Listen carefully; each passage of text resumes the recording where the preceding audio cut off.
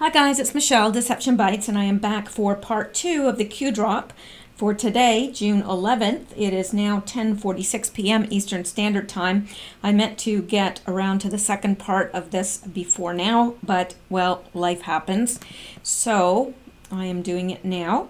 Now, I'm just picking up right where I left off. We still have quite a bit to cover here, but I will try to move as quickly as I can while still providing as much information as I can. Now, this one is, Q is responding to this anon up here. And this anon said, $2,000 says the IG report loaded top to bottom with redactions. You might get to see a couple and they and the, but after that, censored. Now Q responds to that and says there will be many redactions. Why was the executive order put on ice? To wait for the release of the Clinton investigation portion of the IG report? Why? Now, anyone that knows much about Q knows that he usually answers with a question. So he's saying, why was the EO put on ice, the executive order? And then he's answering it. But he's answering it with a question. But that really is the answer. Why was it put on ice? To wait for the release of the Clinton investigation portion of the Inspector General report. Why? Well, again, he answers it. To include in the declassified, in the declassification, like whatever is released for public consumption, they want that portion in it. That's how I would read that. I could be wrong. I've been wrong before. Why would it be important to include all in one? Well, he tells us optics are meaningful. Political hit job narrative. The Republicans versus Democrats, not right versus wrong. So he's saying it's not Republicans versus Democrats. It's let me see here. I'm actually not sure what he's saying here. He's saying, why would it be important to include all in one? Optics are meaningful. Okay, political hit job narrative. R's versus D's, not right versus wrong. Projection, end of the Democratic Party. Leaders, he's talking the leaders. And the Inspector General, Huber. Who appointed Huber? Reread again, slowly and carefully. Now, we've read this before, but we're going to go out and read it again because Q has asked us to. Turley, Sessions appointing Utah federal prosecutor much better for Trump than second special counsel. And why is it better? We're going to find that out. Washington, D.C., Professor Jonathan Turley, a top national legal expert on government investigations, commented on Thursday about Attorney General Jeff Sessions' decision to bring in U.S. Attorney John Huber. Turley called it brilliant to combine all the powers of the U.S. Department of Justice Inspector General with a prosecutor who can bring charges, seek indictments, and get results for President Trump far more quickly than a second special counsel. That answers everything we need to know right there. I read it slowly, just as Q asked us to. So, why Turley, or why Huber? Well, to combine all the powers of the U.S. Department of Justice Inspector General with a prosecutor who can, number 1, bring charges, number 2, seek indictments, number 3, get results. That's why. That's why. So let's go back here. So, I'm not going to lie to you. I don't know exactly what he's saying in here. Political hit job narrative. Republicans versus Democrats, not right versus wrong. So I guess he's saying that what it is it's a political hit job narrative, that the Inspector General report, and it's Republicans versus Democrats. They're not concerned so much about right versus wrong. And I don't know. Who appointed Huber? Sessions. Sessions. And what did Q tell us? Trust Sessions, right? Trust Sessions.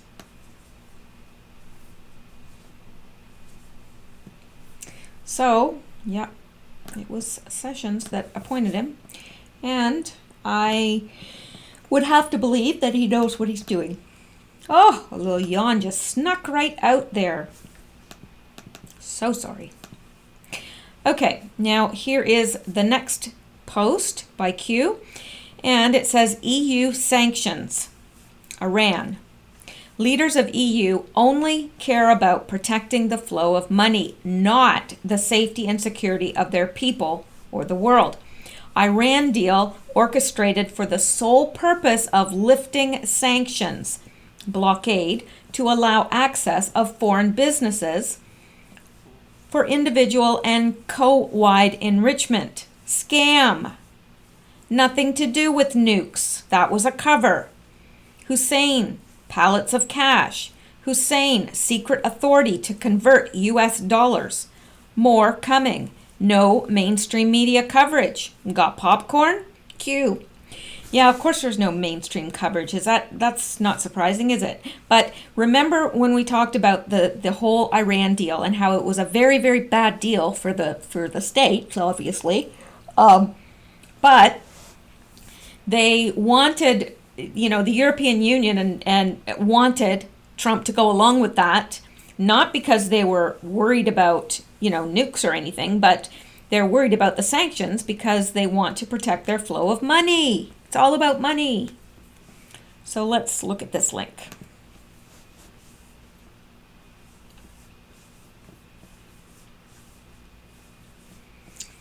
Alrighty. Bombshell report uncovers new Iran deal lie. An Obama administration sanctioned money laundering scheme for Iran. Surprised anyone? No, not really. It has long been apparent that the Obama administration was so intent on brokering a nuclear deal with Iran that it was willing to accept almost any terms to close the deal. Now it has become clear that even the terms that were ultimately agreed to were not honored by the Obama administration. No, I'm not surprised about that. You can tell Obama's lying when his lips are moving.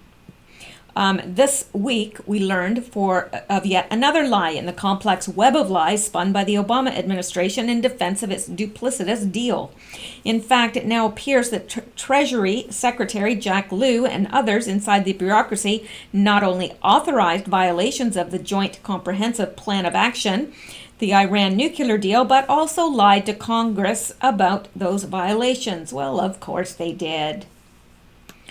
The details of this seemingly deliberate action were uncovered in a newly released report by the Senate Homeland Security Permanent Subcommittee on Investigations. Under the terms of the JCPOA, Iran was granted relief from a number of financial sanctions, both U.S. and international. One thing Iran was specifically denied, however, was access the U.S. banking system or use of the U.S. dollar. The administration was crystal clear to Congress on this point. Even Secretary Lew testified before the Senate Foreign Relations Committee in July 2015 that Iranian banks will not be able to clear U.S. dollars through New York, hold correspondent account relationships with U.S. financial institutions, or enter into financing arrangements with U.S. banks. Iran, in other words, will continue to be denied access to the world's largest financial and commercial market.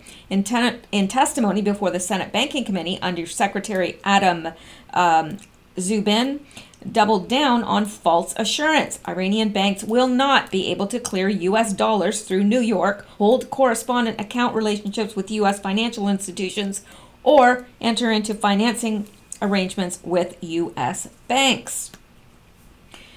Despite these direct and repeated assurances to Congress and the administration would not that Despite these direct and repeated assurances to Congress that the administration would not allow Iran access to either the U.S. dollar or U.S. financial institutions, U.S. officials took direct action to surreptitiously authorize both of these privileges.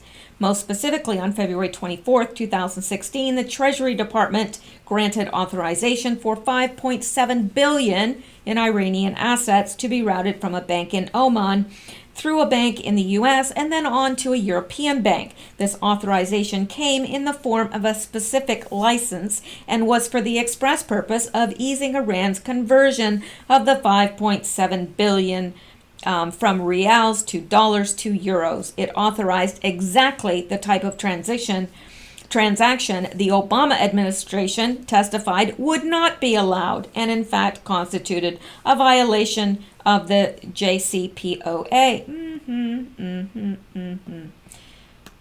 And this should surprise no one.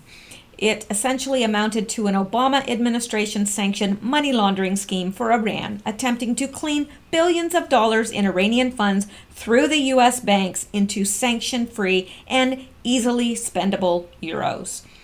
Fortunately, based on this new report, U.S. banks did not buy into this dangerous disregard for the rule of law by the U.S. government. Despite apparent lobbying by Secretary Liu and others in the administration, 2 U.S. banks refused to facilitate the newly authorized transaction. The banks correctly concluded that a myriad of legal and liability issues prevented their participation, a conclusion the Treasury Department would have been wise to reach itself. So this just goes more into that, and I think that is most of the, it says the Iran lie continues as we previously uncovered through our Freedom of Information Act lawsuit. The Obama administration purposefully deleted the portion of an official State Department briefing video in which one of its other Iran lies was exposed. The timing of when and with whom it first started negotiating the deal. Now we are reviewing potential further legal action through Freedom of Information Act to investigate the latest Obama-Iran lie. We will continue to keep you and Congress apprised of what we discover. Yeah. And that is a surprise to probably no one. Right. Okay. Now let's go on. And here is the next post by Q, and it says, London pics, previous. Now remember when we had all those pics from London and we determined that we thought it was Lisa Page and Peter Strzok. We had pictures of them in London, and then we also had pictures taken by the traffic cameras and stuff. Do you remember all that? Anyway, year determined, relevant. 2015/2016. Find the markers, streets, surroundings, updates, UK / secret, what is that? SIS is Secret Intelligence Service, is it? I always mess that one up. Anyway, we know what it is. It's the British, the UK intelligence. White House, CIA, FBI, DOJ, joint treason. You have a choice. SIS, good agents. The time is now. Contact window, good. Biblical, cute. Now, I think what he's saying here is, dang, this is driving me crazy. Secret, SIS.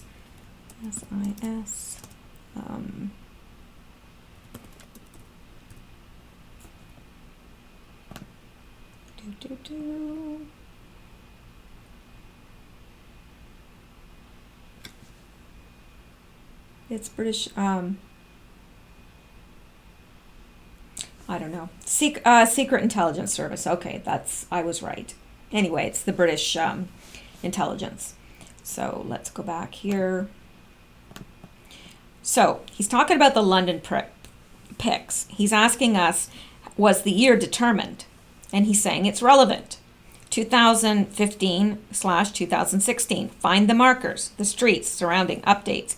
UK, Secret Intelligence Service. White House, CIA, FBI, DOJ, joint treason.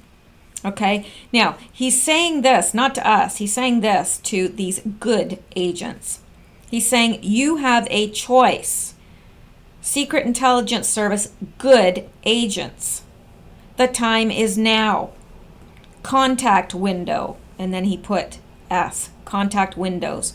Good. And then he's saying biblical.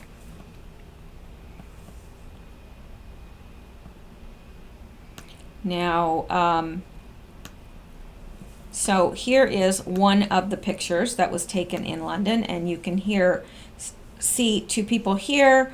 Could be Page and Strzok. It's hard to tell, but now it's saying, let me see up here.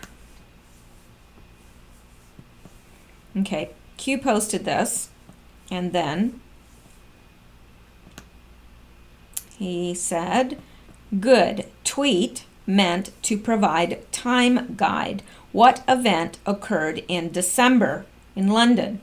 Think Hyde Park. Think previous picture with two people. Provides time frame. Q.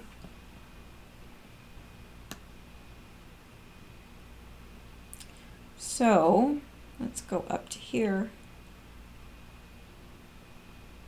Okay, now this, okay, I should have read this one first. Now, this Anon posted this tweet by Trump. It says, wow, Strzok Page, the incompetent and corrupt FBI lovers have texts referring to a counterintelligence operation into the Trump campaign dating way back to December 2015. Spygate is in full force.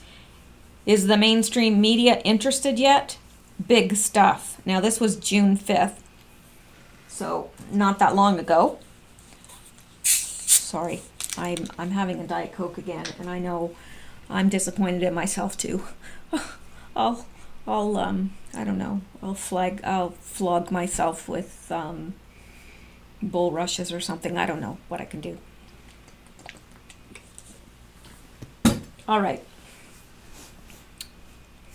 So here's this very interesting very interesting tweet by Donald Trump. Then below it says, late Tuesday, Trump claimed on Twitter that texts exist between Strzok and Page, referring to a counterintelligence operation into the Trump campaign dating way back to December 2015. Spygate is in full force, the president added. So that is where, and so then this person responds underneath, POTUS already told us December 2015. So that is when those pictures in London were taken.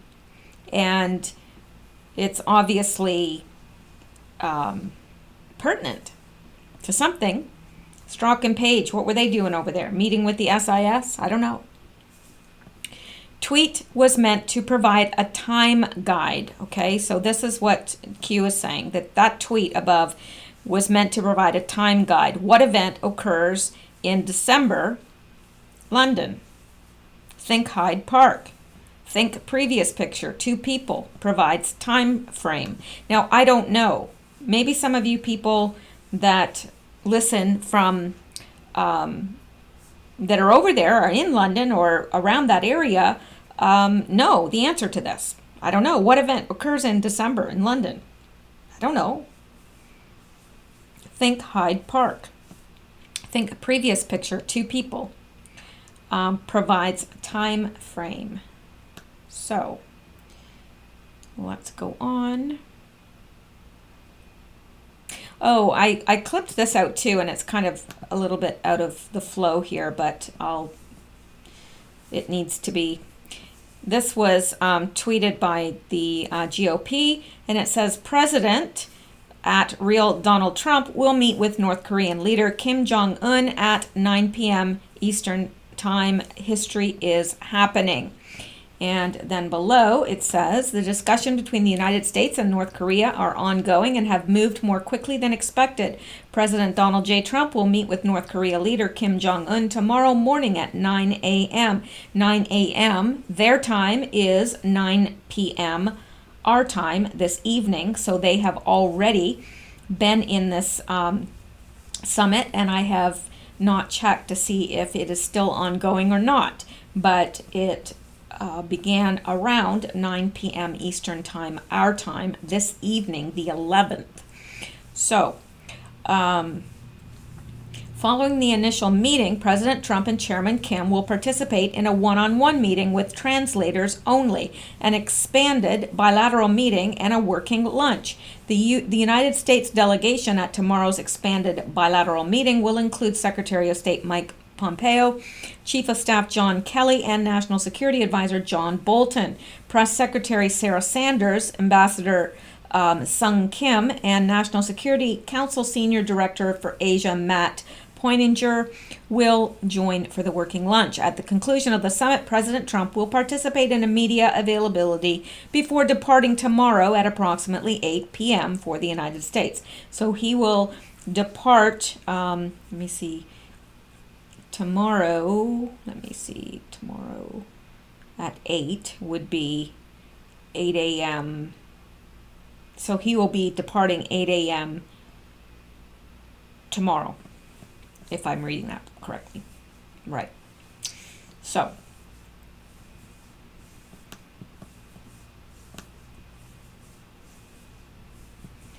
now, the next post, interesting. Where is Rod Rosenstein? Well, interestingly enough, he's in Canada. Yes, he's helping Trudeau search for his eyebrow. Yes, indeed. In fact, he may actually have it and is holding it hostage because he's in a whole peck of trouble. Yeah. So he might want to take that eyebrow captive and hold it as a hostage for his own safety. Anyway, he is in Canada. He's in Montreal. That is the French, that is in Quebec, and that is the French part of Canada. So why is he there? That's a good reason. Good question. Well, we're going to find out. He is there. Let me make this a little bit bigger. Deputy Attorney General Rod J. Rosenstein delivered remarks at the International Economic Forum of the Americas Conference of Montreal. So that's what he's doing. But Q gives us a little bit more information because he says, what country specifically? Canada. Why? Well, apparently he's speaking there at the International Economic Forum. But Q says insurance pleas will fail. So he's there making pleas, probably not just to Canada, but to whoever. And then Q says you cannot hide what is already known and can be proven. Q. So he's saying, silly boy, tricks are for tricksters. I don't know what I'm talking about. I get so strange at night. I really do. The more tired I get, the more strange I get. Just out there strange. So, that's probably why I'm not married. Yeah. Yep. Okay. Anyway, here's the next one. And it says, asked about the letter, however, a DOJ official said Rosenstein is currently representing the United States in a brief, unrelated visit to a foreign nation, one of America's key intelligence partners, indicating he would plan on responding during the previously scheduled briefing on Thursday. So this statement should ring alarms. Hint, those responsible for spying, Five Eyes, are present. Panic. Q. Interesting. So this statement should ring alarms. So let's go and see what this has to say, just because we can.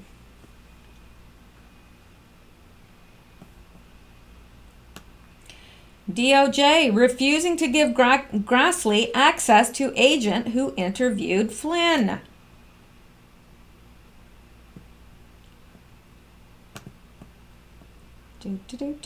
Okay, now we've been telling you about Mueller's Alrighty, hang on here.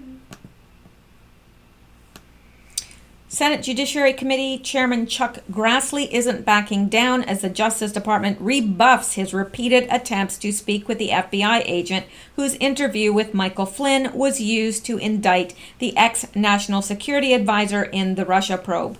This is no ordinary criminal case, Grassley wrote in a June 6 letter to Deputy Attorney General Rod Rosenstein. Congress has a right to know the full story and to know it now. Grassley is pressing his request anew after the DOJ once again rejected his bid to speak with FBI agent Joe Pientka, I'm not sure how to pronounce that, and to obtain the FBI's record of the interview. Flynn pleaded guilty in special counsel Robert Mueller's Russia probe to making false statements to the FBI in that interview. He also lost his job at the White House after he was said to have misled Vice President Pence about a discussion with then Russian Ambassador Sergei Kislyak. But Republicans on Capitol Hill are seeking more information about that interview as recent revelations have raised questions about the guilty plea itself. They say former FBI Director James Comey, in fact, indicated to lawmakers that FBI agents did not believe Flynn intentionally lied about the talks with Russia's ambassador. Contrary to his public statements during his current book tour denying any memory of those comments, then Director Comey led us to believe during that briefing that the agents who interviewed Flynn did not believe he intentionally lied about his conversation with the ambassador and that the Justice Department was unlikely to prosecute him for false statements made in that interview. Grassley wrote in May to Rosenstein and FBI Director Christopher Wray. In that letter, Grassley requests the FBI's so-called 302 documents, memorializing their interview with Flynn and other supporting documents, including the agent's notes. He also asked for a transcribed interview with Pientka, and the FBI special agent who interviewed Flynn, with fellow agent Peter Strzok, whose anti-Trump text messages later led to his dismissal from the Russian probe. Assistant Attorney General Stephen Boyd, in a May 29th letter to Grassley, declined the request. Whatever Mr. Comey may have said and whatever Mr. Flynn's demeanor, the evidence in the public record proves beyond any reasonable doubt that Mr. Flynn knowingly made false statements about contacts with the Russian ambassador, Boyd said. Boyd, and he doesn't look like a happy man, does he? He doesn't look happy at all. Anyway, oh, coochie coo. All right. Anyway, Boyd, I'm telling you, I don't know what happens to me at night. I wish I could bottle it. Boyd emphasized that Flynn admitted under oath to making a materially false statement and was represented by two experienced attorneys when he pleaded guilty to lying to FBI agents. He also expressed concern that handing over those documents or allowing an interview with an FBI agent would unavoidably create the appearance of political influence. For this reason, the department is obliged at this time to respectfully decline to provide documents or arrange for staffers to interview the agent named in your letter, Boyd wrote. Boyd also suggested an interview with Pientka is unnecessary because the DOJ is aware of any allegation against or previous publicity about the agent. So the long and the short of it is they don't want to hand it over. So anyway. And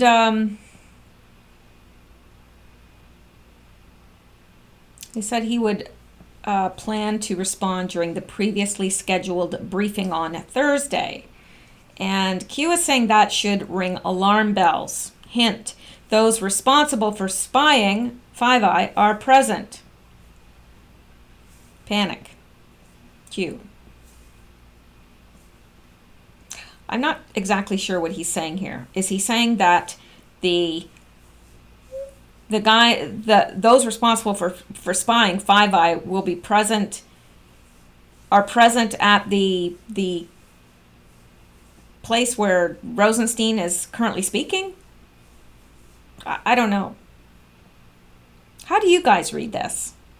Now, it could be that I am just whacked out tired, but how do you guys read that? because I can see a couple ways that it can be taken. So anyway, let's move on. Now, Q responding to this that he has already spoken that we just went over, he responds with the little picture of, and I believe, isn't that from one of the Navy SEALs or something? It's called the Punisher. I can't remember where this came from again, but it's the logo from something. Whether it's SEALs or I'm not sure. Maybe SEAL Team 6? I don't know. Let me see.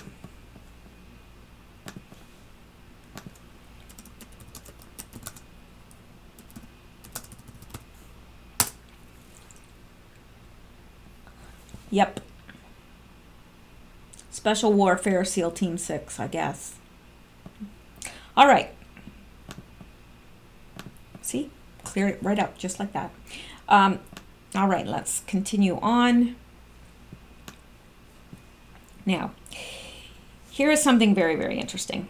Now, Q, responding to this Anon, who said 6/11 almost over. No booms, no Julian Assange, no arrests. Yes, LARP. Okay, well, here we go. Now, Q responds to this, and I'll have to say that I fell for this too. I fell for disinformation because Julian Assange being connected with the 11th was apparently a disinformation. Now, where did I get that? I got it from a couple places, actually, but the first place that I received it from was the Cheshire Cat, formerly known as I the Spy. Not feeling the love there right now. Really not, because I've seen some things today that concerned me.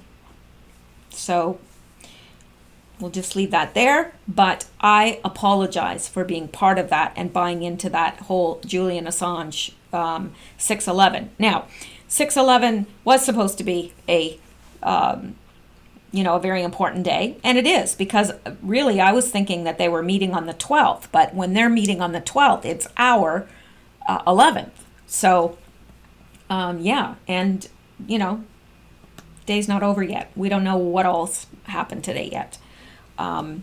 So there's a lot of disinformation out there. There's a lot of people claiming that there's posts out there about a false flag, a weather false flag, but I can't find that in the official Q posts. So I am going to assume that those are disinformation posts because they're not in the official record of his posts. So there you go. Now, Q responds to this person and says, when did we mention or emphasize the 11th?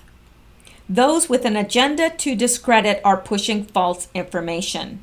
Now, I apologize for any false information I've given, and I assure you that it's not because I'm wanting to push false information, because I don't. I want to get it as right as I can, and I often say that, I'm wrong sometimes, and in this, I was wrong. I used information from another source, and the source was obviously not a good source. So I'm responsible for that, and because I told you something that's not true.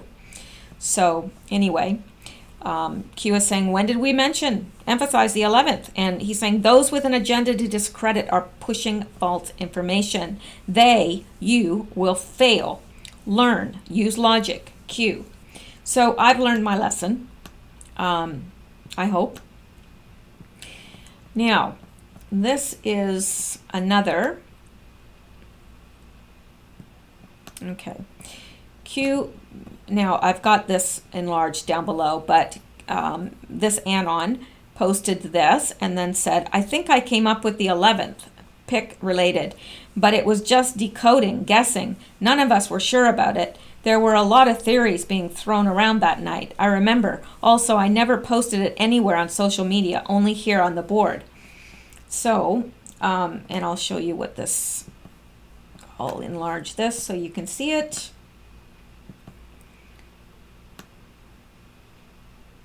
Okay. So this shows a tweet by Trump. It's a Trump tweet. North Korea has announced that they will dismantle nuclear test site this month ahead of the big summit meeting on June 12th. Thank you. A very smart and gracious gesture. So that was on the 12th of May. That was tweeted. And then on the 19th of May, Q says, they thought it was coming yesterday. They were wrong. Follow the pen. Q. And this is where we get the minus 23. And then down below it says, POTUS will be well insulated, protected on Air Force One and aboard specific locations classified while these operations are conducted due to the nation of the entrenchment. It is time to take back our country and make America great again. Let us salute and pray for the brave men and women in uniform who will undertake this assignment to bring forth peace, unity, and return power to the people. It is our hope that this message reaches enough people to make a, I would say, difference. I don't know. It's cut off there. But over here, this was November 1st, 2017. And this person says, this means that POTUS will be in the air and protected during this time, just as Q had stated in his 11/1/17 post. Now, if Q exposed his password on 5/19, May 19th, showing that the pain is coming in minus 23 days, then maybe the countdown starts not on the day the password was created, but the day it's been exposed. If so, 5/19 plus 23 days equals 6/11/18, one day before the North Korea summit. So that's where the 11th came from with some people. Yeah.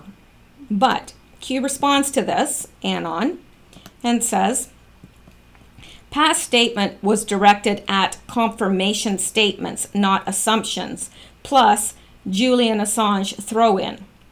These are spread to discredit, knowing will not materialize. So they're spread to discredit, knowing that they won't materialize. So here I was talking about Julian Assange on the 11th, and it didn't materialize. Now I look like I'm a disinfo agent, and that's the way it's supposed to make you look, right? So I jumped on the bandwagon like a big old fool and, was saying this along with other people, and I am wrong, and that's because they were spreading disinformation, and I listened to them. So now we all look foolish. I mean, probably not you, but I do, because I was the one that's saying about Julian Assange today. So, and I was wrong. And I have learned from that, because I'm going to be very, very careful in the future.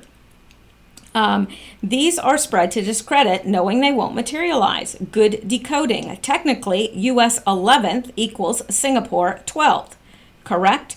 What else might 23 refer to? Dash versus minus. Military. So Q is saying that there's a double meaning to that. Now, I don't know. He's saying it doesn't have to be a minus 23. It could be a dash. Could be a dash 23. Well, what difference would that make? Does 23 have a meaning in military code? I don't know. Do any of you know? I bet you do. You guys are pretty smart. You guys come up with some good stuff sometimes. All right. So we're winding down here. Now, there's a cute little picture of Julian Assange. I just think he's adorable. I don't know why, but anyway.